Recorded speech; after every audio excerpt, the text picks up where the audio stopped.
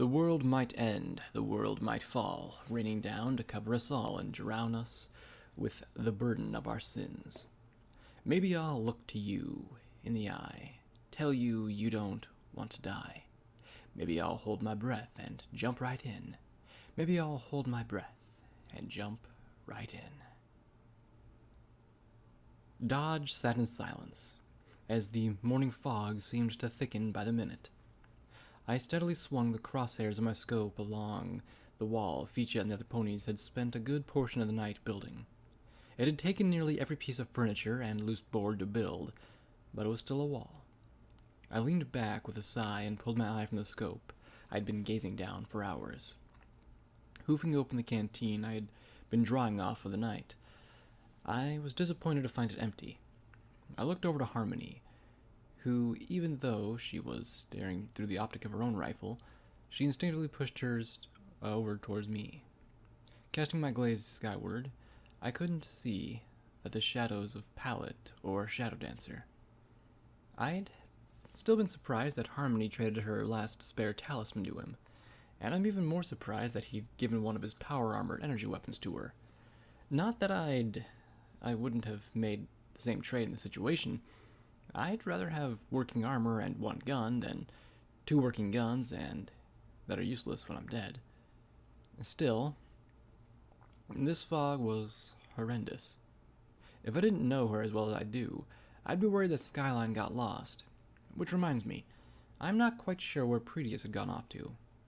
I looked around as much as I could at the empty streets. Unfortunately, our rooftop perch was chosen for its line of sight south, not for its view of the streets. My stomach gave out a grumble, and I sat back down on my haunches.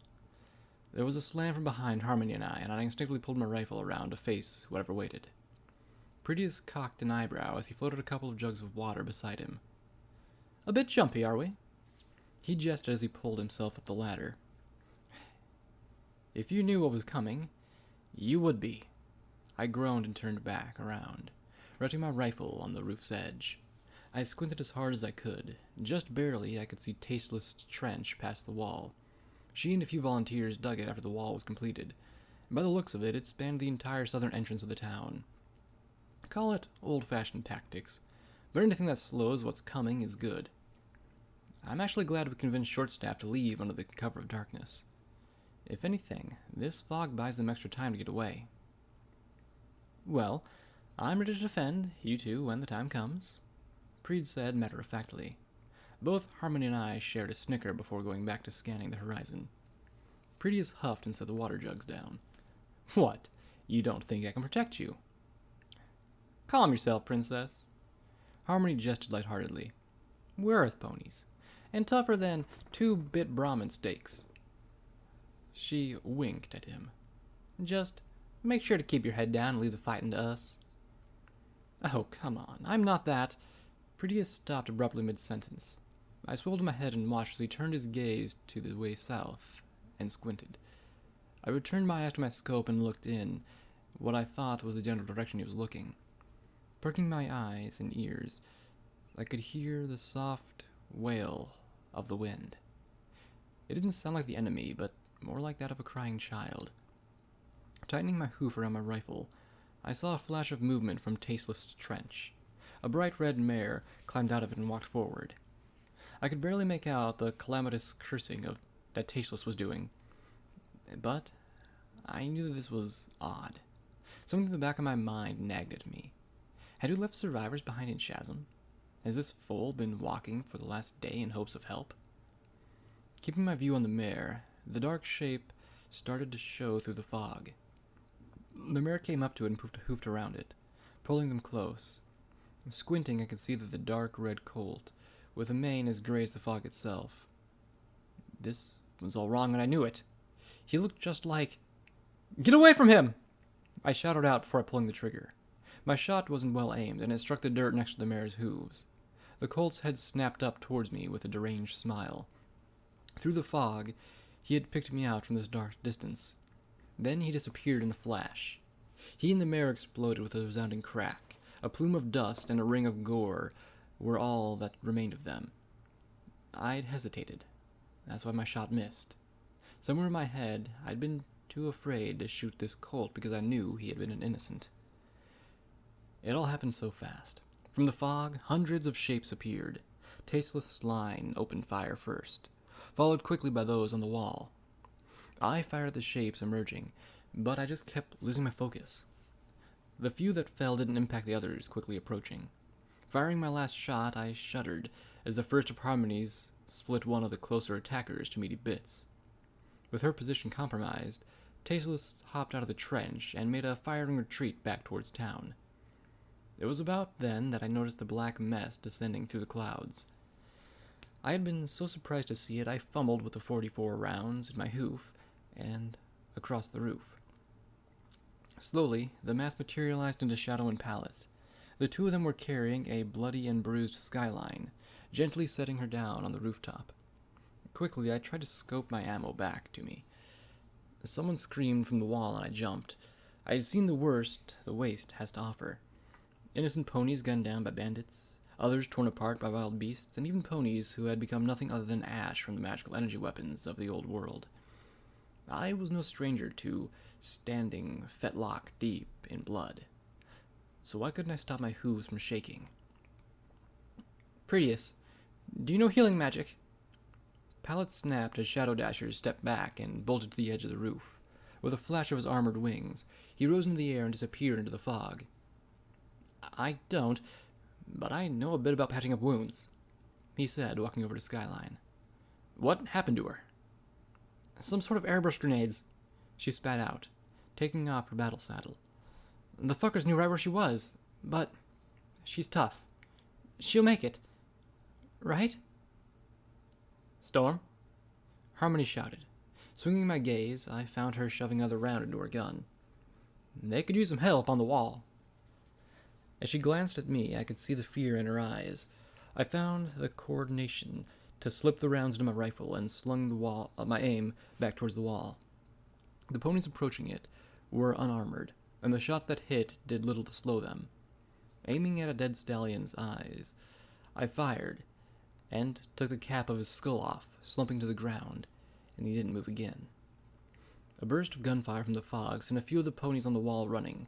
The first wave had reached the wall, and were now systematically tearing it down. From the fog, a line of combat-armored acolytes stepped forward. Slowly, they swept their guns along the top of the wall, and more than a few shots started clipping away at the building that we were on. Harmony fired again, all but vaporizing one of the acolytes. Down to one round, Harmony shouted as she yanked the bolt of her rifle back. I think I'll save the last for... She was cut off as one of the rounds from below sparked off her rifle and hit her in the chest. She screamed and stumbled backwards onto the roof. Writhing in agony, she desperately tried to put pressure against the wound. I locked up again. This was far worse than I could have imagined, and I should have ordered some pony to just go. Running to Harmony, I hooked my leg under hers and dragged her back from the edge. They came from me, so that's what I should have given. It wasn't too late, though. I couldn't save them all, but I could save the ones that I cared for. Preed, take them and go, I shouted, slinging my rifle up. I'll do my best. They won't kill me, but you need to catch up with Shortstaff. Raising my hoof, I spoke as he opened his mouth. Don't argue. You owe me your life, so you owe me this much. He nodded and levitated Harmony onto his back. Pal took her battle saddle to Skyline and did her best to lay her on top of her own back. Slowly they made their way down to the shop. I stood up and walked to the edge of the roof. The wall wouldn't last much longer, and the only ones left on it who weren't dead or dying was Fecha and Tasteless. A few rounds ricocheted off the building's edge, and I knew from my dream that I was needed alive. Not just me, though, but Preetius as well. As long as he and the others made it out of the city, I would give them one hell of a fight to remember. Once the others had gotten down the ladder, I made my way down as well. Keeping our heads low, we made our way down to the stairs and into the shop floor. It was about then that I heard the low drone of a minigun starting up. We all fled into the floor, but none of the shots cut through the walls. Spared, we hastily made our way towards the door. Skyline groaned and opened her eyes slowly. I'm sorry. She spoke out softly. Shh! Pallet whined softly, looking back with a nervous smile. Everything will be fine, Mom. You just need to rest. As we swung the door open, Fiji and Tasteless galloped down the street towards us. Their guns had gone silent outside of town. No pony had been left to shoot at, I guess. Pretius maneuvered himself and the whining Harmony through the doorway. He turned north and started off at a walk, quickly moving up to a gallop. Pallet soon did the same, stopping as Fiji and Tasteless reached the shop. "Oh, we are well and truly fucked," Tasteless shouted. "Let's get the fuck out of here already."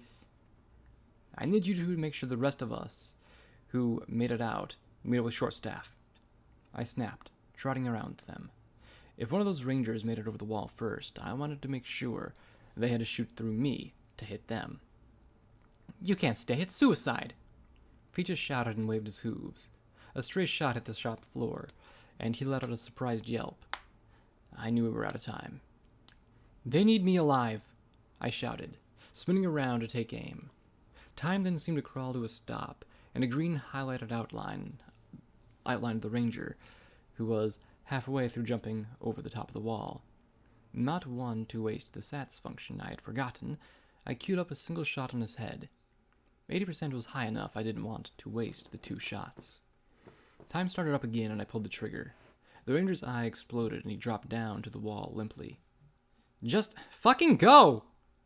Screaming, I worked the action on my rifle and kept it ready. "Take my mom," Pallet shouted. "I can still help." Before any of us could object, she slid Slyline onto the dirt and spread her wings. She was in the air and on the roof in 10 seconds flat. I glanced back to Fiji and gave him a nod. He picked Skyline up and gave me a sorrowful smile before he galloped off with Tasteless. As their hooves beat in the distance, a new, more troublesome sound fell over the town. The silence was crushing. There were no screams of wounded, no cries for help. The dead lay scattered along the wall, and for a moment I feared that they had been called off the attack to go around the town. We couldn't lose the others, not after what's been given to protect them. "To the Grey Mare!" A booming voice from beyond the wall shattered the quiet. "Surrender yourself and the violence ends. Fight and we kill those who stand with you." "I almost have a shot. Just needs to stop moving." Pallet spoke in a harsh whisper. Looking up, I found the barrel of Harmony's rifle drift slowly along the rooftop. "Pallet, don't do it." I spat back. I didn't think they could hear us, but I didn't want to take any chances. "Just get out of here." "Let it be stated that resistance is futile." The voice spoke up again. "You have 2 minutes to comply." Shit. I had to get them to back down somehow. I wish I knew more about military history.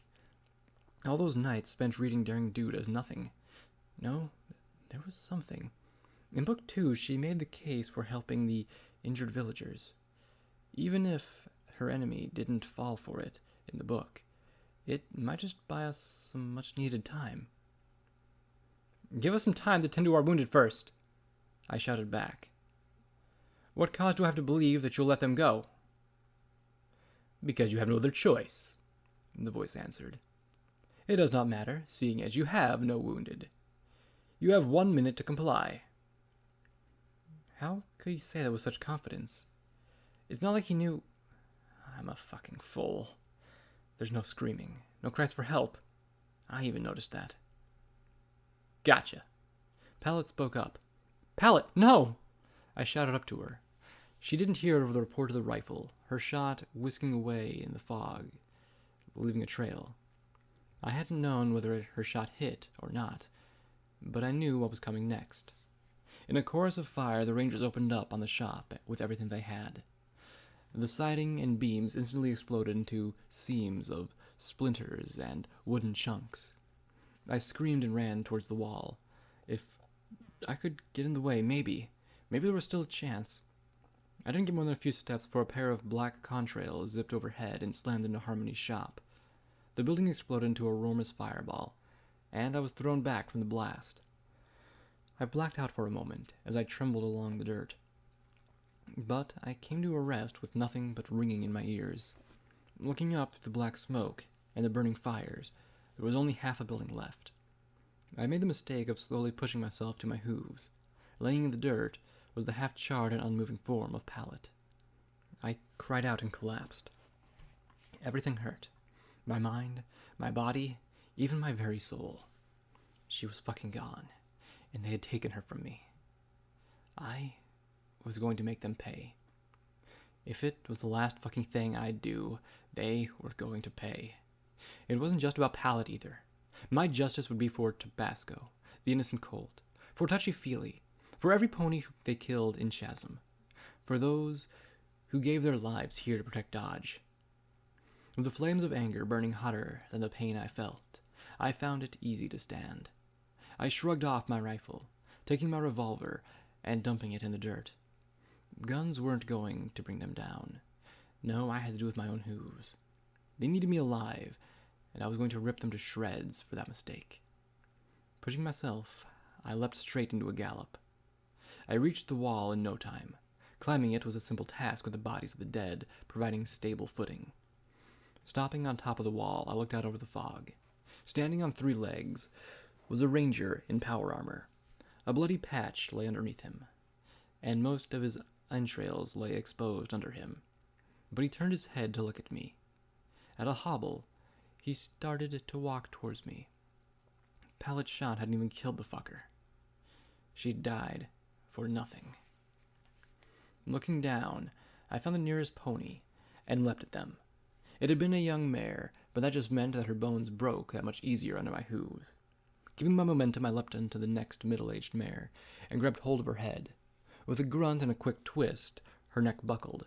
Once again, I moved on. A stallion with an already broken back leg and several gunshot wounds stood in my way. I spun and bucked out against his good rear leg and felt it snap. He dropped down to the ground, and I leapt into the air, dropping down with all 4 hooves onto his head. His skull collapsed into gore, and I panted heavily. None of this was enough. Pallet was worth more than just this. Her life was worth more than this army 10 times over. "Bring her down. Just don't kill her," the armored stallion boomed out. "Master's orders." "Fuck you!" I screamed, and charged at the fucker. The faster I charged, the more it fanned the flames I held inside. Faster and faster I pushed myself, until I felt like I was the bullet that would end him forever. As I leapt into the air at him, the world exploded into a blue light, and I screamed as what felt like my very mind was nearly ripped from my body. Tumbling down out of the air, I yelped and rolled through the dirt. My skull felt like it was going to explode, and my back felt like 2 spikes had been thrust through it. But I was alive. The urge to kill them was gone, sapped out of my body along with all the strength I had felt. The fog cast an eerie blue glow across it, and the only thing that met my eyes were the burned bodies of the attacking ponies. They crackled with a blue flame, all of them smoldering and unmoving. Heavy hoop steps came through the fog behind me. My hopes sank. It wasn't just 1 hoof step, but dozens. I was too weak to run, and too done with this to care anymore. Slowly, a midnight blue of power armor stepped past me, walking just far enough that I could see the helmet.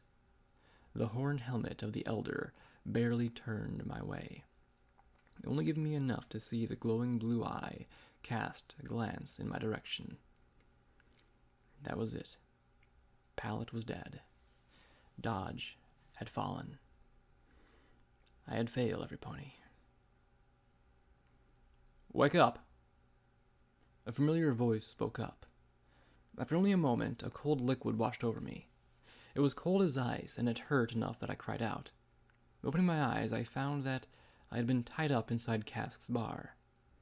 The fog had cleared, and the normal light of day streamed through the open door. Before me stood a pony completely cloaked in robes. He faced the town, and a feminine imposed face held a bucket to his muzzle. "Your task is complete, Maze. You may leave us." The pony who I had dreamt of spoke sternly. Maze simply obeyed, heading off to the town without a single word. "Now tell me, just who are you?" "Fuck off," I grumbled. This asshole didn't deserve the time of day, and I didn't want to say a goddess damned thing to him. For some pony who's been in my head, you're not very smart.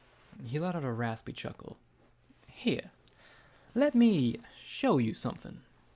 I felt a tingle of magic wrap around myself in the chair. Slowly, was lifted into the air and floated towards the doorway.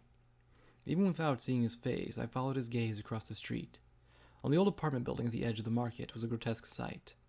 Just over the entryway hung Pallet's corpse. Why? It took my breath away. I didn't understand why this had to happen. What did she ever do to deserve this? When we found her in the streets, she was still fighting for her life. An admirable, but futile struggle. He let out a sigh as he let that soak in. It hurt, more than any bullet or broken bone I'd ever had. She was a strong pony that fought valiantly, so she is displayed as such. You're a monster, I snapped at him. That was all the anger I could muster. Earlier, it fueled my rampage, but I just couldn't get past the pain now. I had gotten one of the closest ponies I could consider family killed. You erect monuments to your heroes in the wasteland, don't you?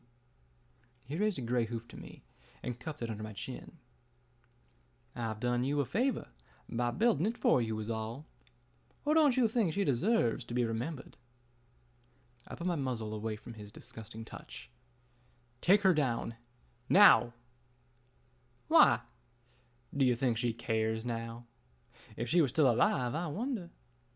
He paused and put his hoof under his chin in thought. After a moment, he canted his head towards me just slightly and continued. Do you think she would bag you to end her suffering? Or use her last words to curse your name? It is your fault she died, of course.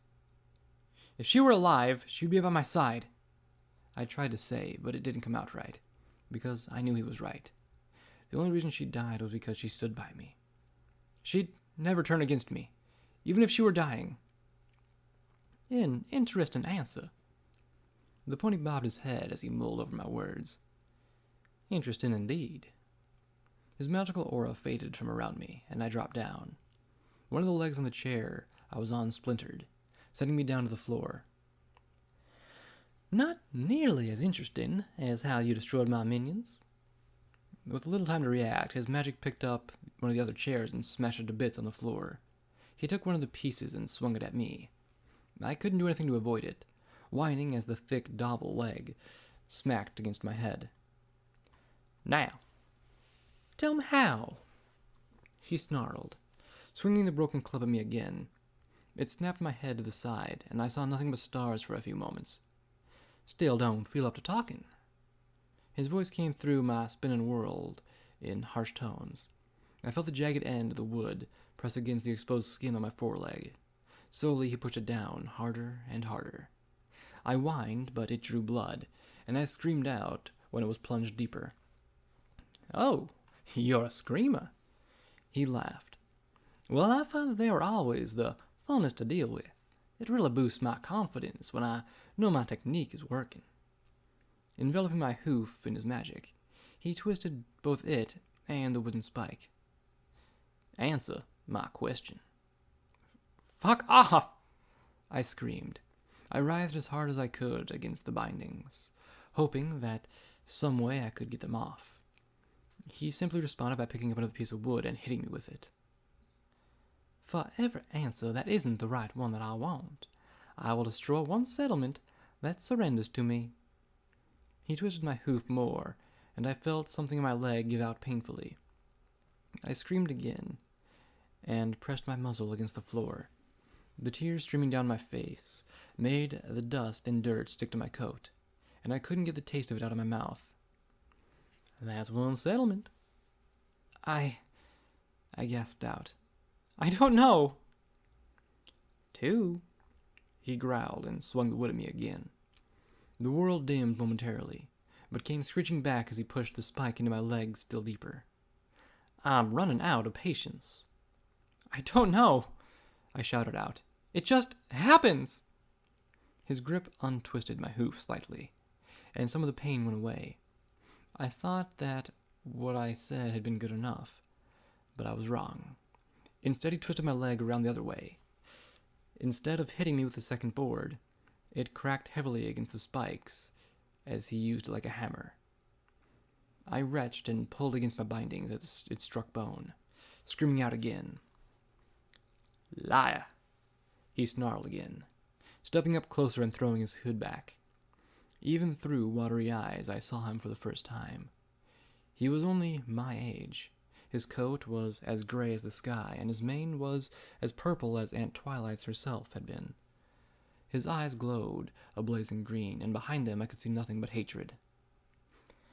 "Tell me how you did it." "I don't know," I cried out. I didn't care what happened to me. I just wanted this to be over. There was nothing more that I knew about who I was or how things happened. "Daddy, help me," I whimpered, wishing for nothing less than to see him again. I'd do more tests. I'd fail all over again just to see him again. He could make the pain go away. "Minion!" the stallion called out. After a moment, a heavy-set mare showed up in the doorway and stared blankly at him.